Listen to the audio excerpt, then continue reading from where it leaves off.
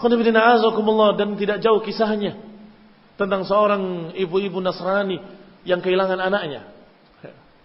Ternyata anaknya lari ke perbatasan kaum muslimin.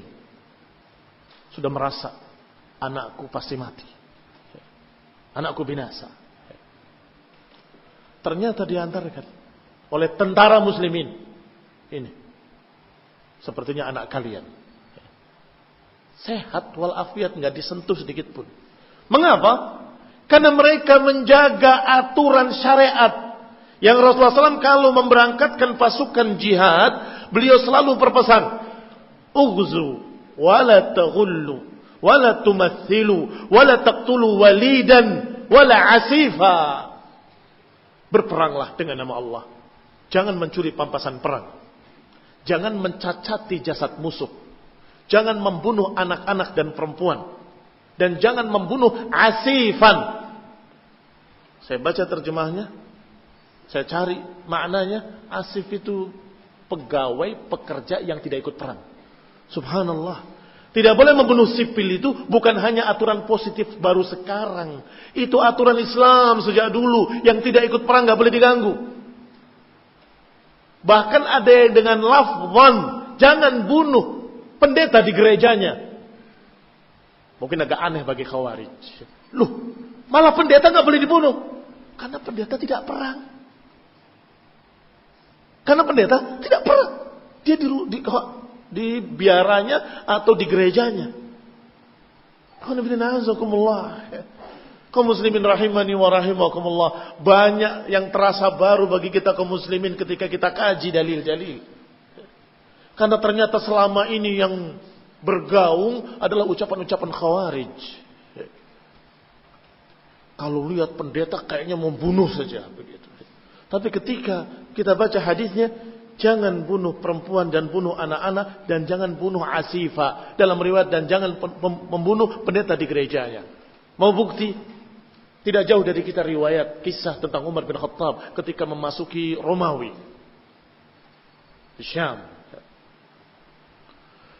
Setelah masuk, dikumpulkan, yakni setelah menang perang, berpidato.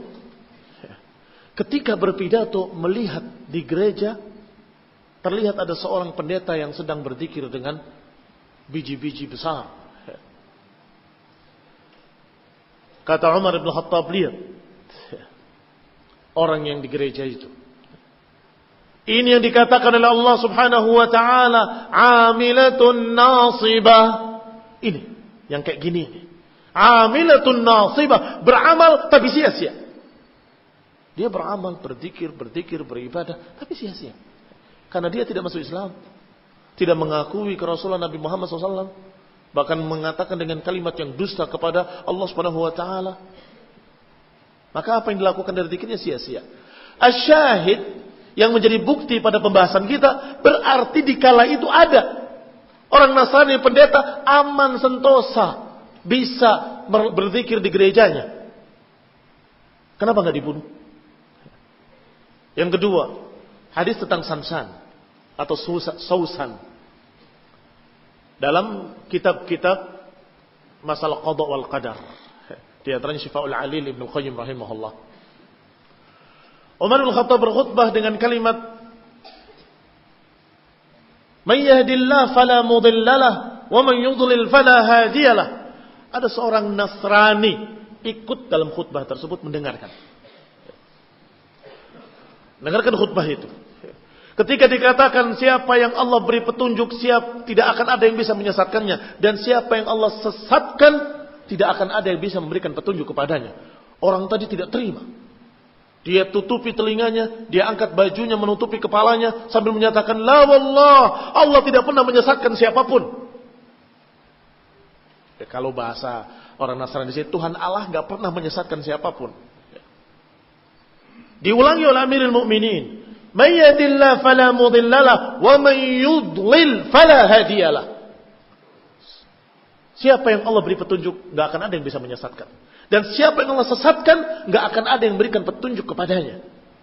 Tidak, Allah tidak menyesatkan. Diulang lagi 3 kali. Yang ketiga kali ditambah, Dan siapa yang Allah sesatkan, nggak akan ada yang memberikan petunjuk kepadanya. Dan bisa jadi engkau termasuk yang disesatkan. Apa maknanya? Ada di situ. Seseorang yang kafir Nasrani mendengarkan khutbah dari Amirul Mukminin Umar bin Khattab radhiyallahu taala anhu. Ikhwani fi din, a'azzakumullah. Apakah kita tidak berkeinginan agar kita bisa memperdengarkan ajaran tauhid pada mereka, semoga mereka masuk Islam? Enggak pernah berpikir seperti itu. Terus kapan dakwahi mereka? Ketemu tidak mau, ngobrol haram, tidak boleh, awas, jangan dekat-dekat, kafir. Ikhwani fi din, a'azzakumullah, muslimin rahimani wa rahimakumullah. Dikatakan juga oleh Allah Subhanahu wa taala, "Wa ma 'alaika illa al-balagh al-mubin." Tidaklah atasmu wahai Rasul kecuali penyampaian yang jelas.